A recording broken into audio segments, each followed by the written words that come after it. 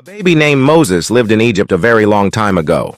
He was born into a difficult period in the history of his people, the Israelites. Their growing numbers alarmed Egypt's pharaoh, who held the position of king. Thus he imposed a malevolent law requiring the removal of all Israelite infant boys. However, Moses' mother wished for her child to be spared from that, so she devised a daring scheme. She gently positioned the basket with Moses amid the reeds beside the Nile River. While taking a bath in the river, the pharaoh's daughter discovered the basket. She chose to tend to the weeping infant out of compassion for him.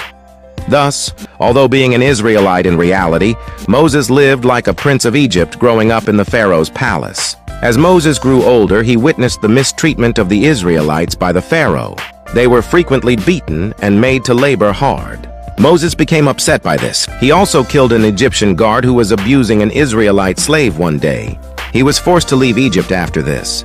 He fled to a distant country and spent several years living there. Then an incredible thing occurred. Through a blazing bush that did not go out, God spoke to Moses. Moses was instructed by God to return to Egypt and request that the Pharaoh release the Israelites. It was not simple to return to Egypt. The Pharaoh refused to hear what Moses had to say.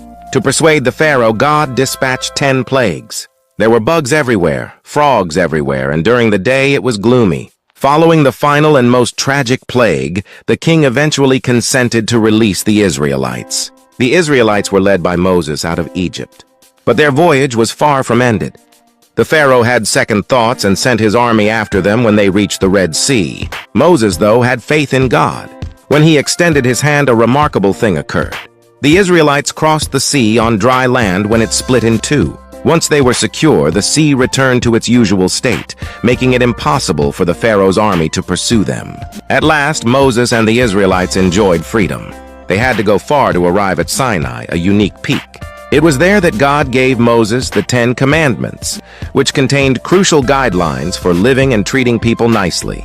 Miracles and exciting events abound in the life of Moses. From being a newborn in a basket, he developed into a great leader who guided his people toward freedom and a life of kindness and justice.